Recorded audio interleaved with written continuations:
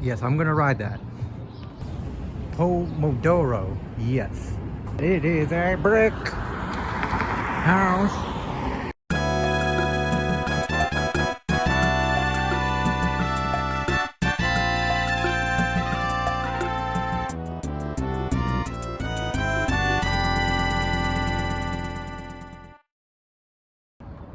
I don't know if you can look behind me, but my goodness, they were not wrong about how bad the roads are in Indianapolis. And let's be honest, the whole Indiana area, like,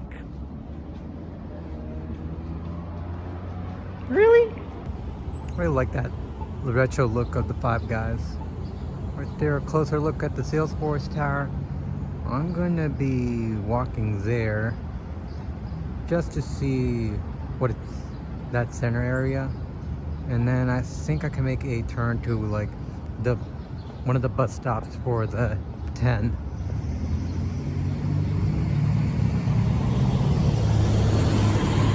I got plenty of time to do this, so it'll work out. Alrighty, so close to the stop. The 10 has, for some reason, has a lot more frequency than the 25. That's fine. At least I can just be in that speedway area as close as possible.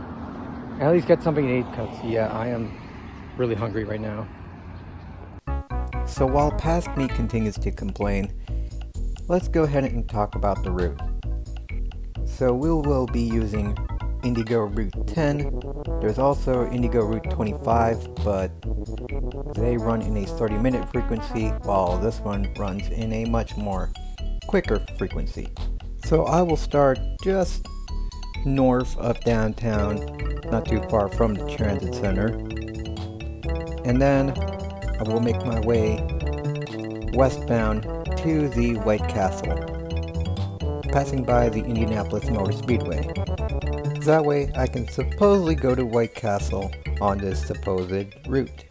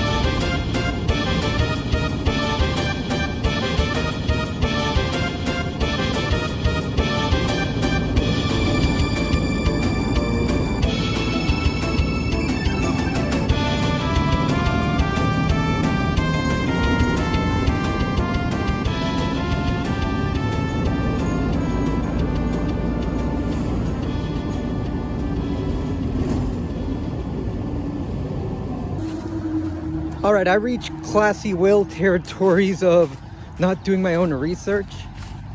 I forgot that the 10 has like 2 different spurs, and then I ended up in the wrong street. This is the one that still continues to the 10 rather than going and deviating to the Speedway Shopping Center. I believe that's what it's called. So there's a bit of a tiny layover for me to find the next bus, so hopefully this will work out and I don't have to make this mistake again. So yeah, that's what happened. This is the actual route. Basically it is Route 10, but they have two types of spurs. One that goes to Gateway High School, and then a major at Avon. And the one that I grabbed was accidentally the major at Avon. Also, I gotta say this. Normally the rule of thumb is if there is a bus route and there's two different spurs, shouldn't there be a letter just to differentiate the two? Like a 10A and a 10B? Like a lot of major bus routes, they typically do that. This one, yeah, it's just Route 10. And then they'll have like their headers saying Gateway High School and Major Avon, which I'm probably not the first person to get this confused, but here we are. Hopefully they can fix this in the future.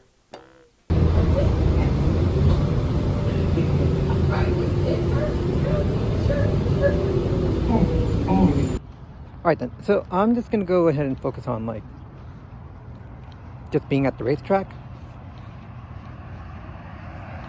because there's like a lot of racing that's coming up, so I'll probably get something to eat there, fine by me, or if I can find somewhere that's outside of this racetrack area, maybe that'll work, and then focus on White Castle later, which I guess in the grand scheme of things probably is an omen saying that I shouldn't be attempting something like this based off of like a lot of people's recommendations. Yeah, fair enough.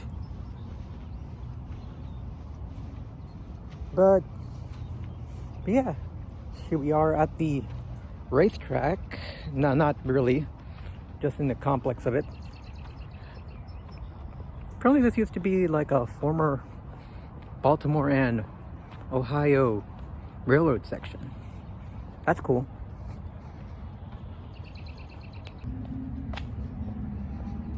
I could literally hear race cars on it. Pretty cool. And I just realized, like the last time when I was in Richmond, I don't have any ear protection. But I heard it isn't that badass. And it isn't as too loud as the NASCAR cars, but we'll see. Also look, that's the headquarters for Junkos, Hollinger Racing. Alright, I just accidentally ended up like say in a huge like area full of racing shops. Though I think that's not a racing shop, I think that's just the actual, no it is, it's a racing shop. See, I actually got confused because there's Able Motorsports, but it's also Able, the construction company, so they could technically be one thing. Now this is cool. That is AJ Foyt Racing, their shop, which is pretty cool. I think this one, I'm trying to see which one that one is. I'll definitely look at it like in the next clip. But yes, it's such a huge difference because everything's like a lot more compact with IndyCar compared to NASCAR, where Charlotte is like every team's home track, but they're kind of like from a distance, like somewhere in Mooresville, so that's kind of like say a few miles away. Alrighty, so this place, I thought that this was a racing shop, but no, it looks like it's a technical campus for Purdue if I'm looking at it. I'll probably do more research like when I'm done filming and doing research later on. So right there, just a little bit of urbanistic shops right there. This one is the PRI Karting Center, which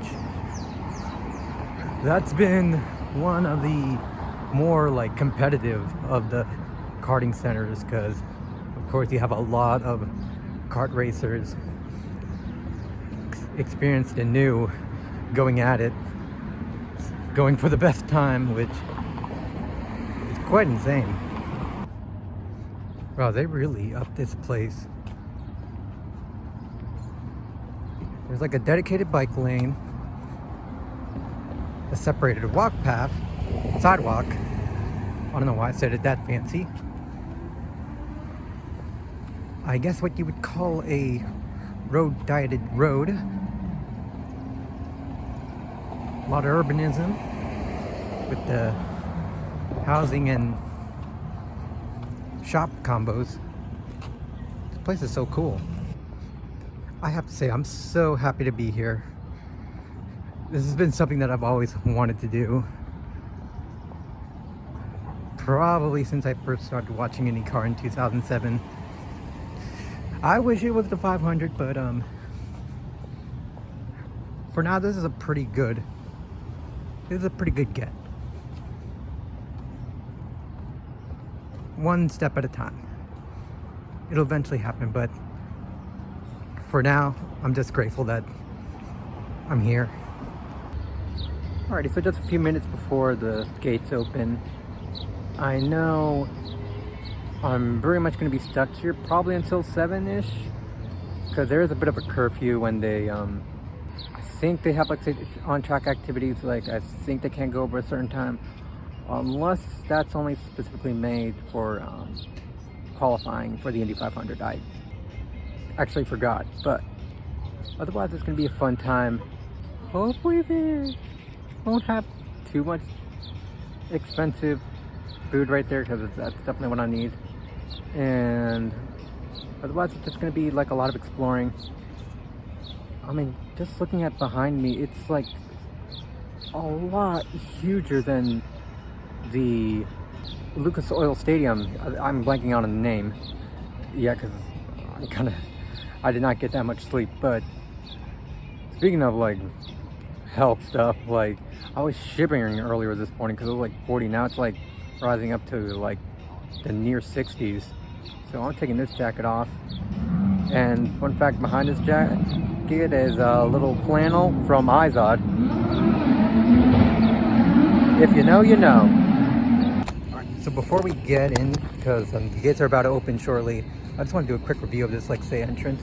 Because one, super transit, pedestrian friendly, because of the roundabout, good. These benches, they are non-hostile. Some are wooden, some are concrete, that's fine. And then also a good amount of bike racks too. Of course there's parking, but I mean, it's a racetrack, what do you expect? But overall, like, I'd give this like a 7 out of 10, 8 out of 10. There isn't like any like canopies in case like it rains. Thankfully it's not raining, but yeah, and it looks like we're about to go. Join me next time as we are off into the races. First ones are the junior leagues. Until then, subscribe for more, and may y'all have a fantastic day.